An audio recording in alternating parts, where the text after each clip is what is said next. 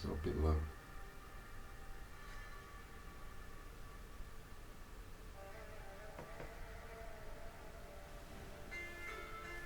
What do you think? I think that's a touch, just a touch loud. Turn that down a little tiny bit.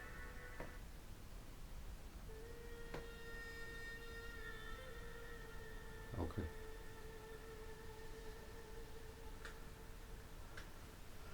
I've got a picture of Tutankhamun. I wonder who he was. Was he Joseph? Joseph? Who knows? History reveals these things, you know. Oh, yes.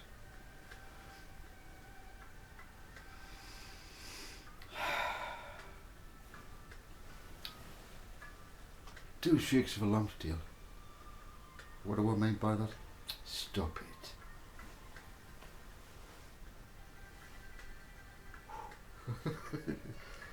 You've got me hot under the collar.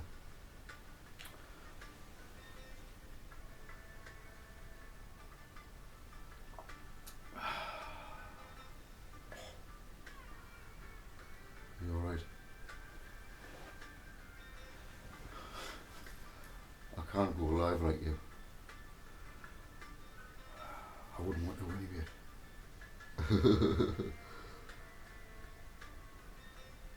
How are you? Thanks for calling. I was sort of inspired by you again. Who's you? You? Inspired by you. To do this again.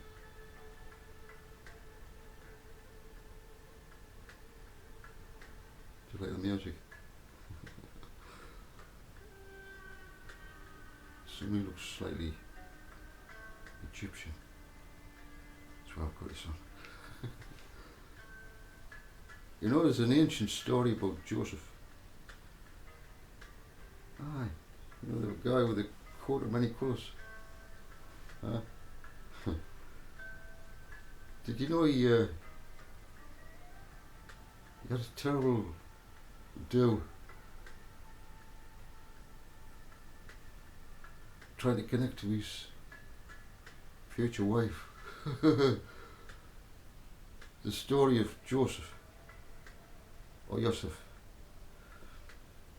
and his wife. It's very interesting how it all turned out in the end. Yeah.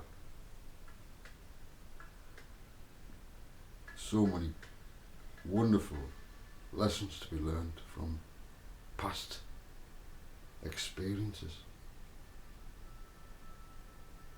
Maybe in your own psyche, you know that you've been through something, but you just can't put your finger on it. What was it? Oh, let's look at the story then of Joseph. Yeah. And his wife. You'd actually find it on the internet. If you type in Joseph and his wife, there's a few little videos about it. There's an interesting part about it regarding honey. The most incredible honey you could ever see or imagine or taste. Mm-hmm. Now, I'm not going to say it anymore. It's just a little honey taster. Oh. Honey. No, not Honey, I Shrunk the Kids. No, not that kind of honey. Shrunk the Kids. We're here. As a little girl said to me the other day, she calls us Jesus, right? She says, Jesus? She's only 4 or 5. 4, 4, 4, I think she's 4. And she says to us, hello Jesus. I says, oh hello sweetheart. She says, why did you come back here? This is a little girl.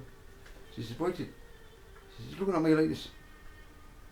She says, God is Jesus. She says, Jesus. I says, yes sweetheart. She says, why did you come back here?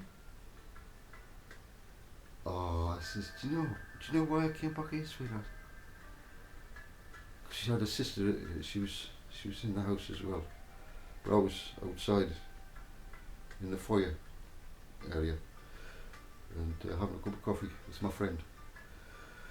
And they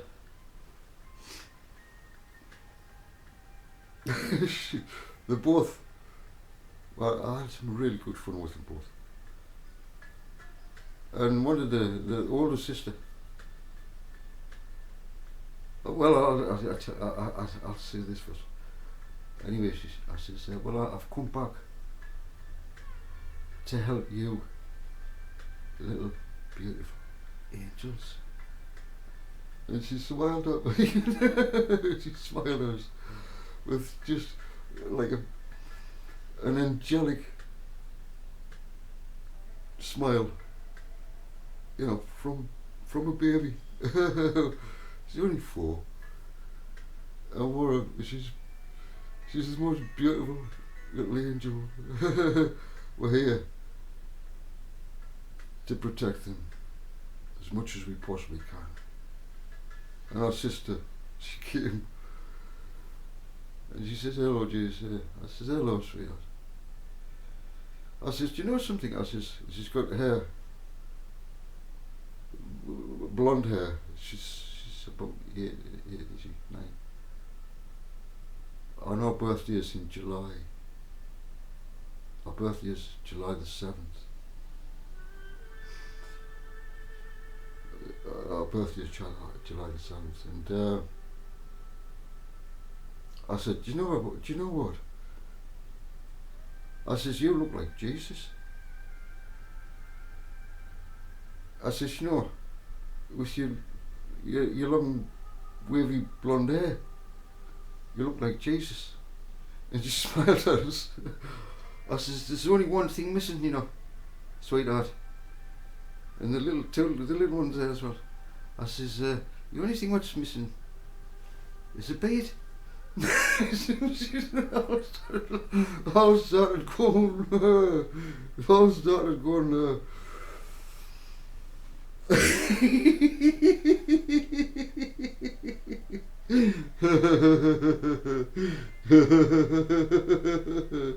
was so funny. It was so funny. Anyway, I do have lots of fun in my life.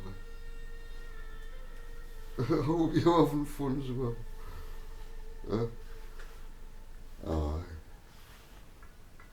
Anyway, I got a gift off the householder. He says, I gotta take that away with you. I said, what's that? He says, it's a peach. I said, oh, I like peaches. And put me pot in a good one. And yeah, that was lovely. It was nice and juicy. Oh, I know what I've been doing today. I like warming my oranges up. I've got small oranges, about that big. So what I did was, I got like this small pan, right? And this is just things I do. Because people think I'm crazy, but there's a method to my madness, right? So what I do is, I put them in my pan, my oranges. And I put the top on. And I just boil it up for a little while. Till the steam comes. They turn it off quickly. It only takes hardly any time. Because I don't like peeling oranges, to be honest. You know what I mean? And that's why people don't like oranges sometimes, because they've got to fucking peel them. Well, So I get them nice and warm, not hot, with sort of hottish, but not hottish. And I put them in my hand and I rub my hands, and I feel love in the, oh, it feels lovely, Ah. And then, if it's just slightly a bit hot, I'll get my hands warm and it'll feel lovely, because there's like a grease on the skin, and you rub it on and it's good for the skin, you know, and you rub it on like that. And then when you've come to peel it, you can peel it off. The pith inside releases and you're able to take it off. Oh, it's dead easy, all in one piece. That's what I do.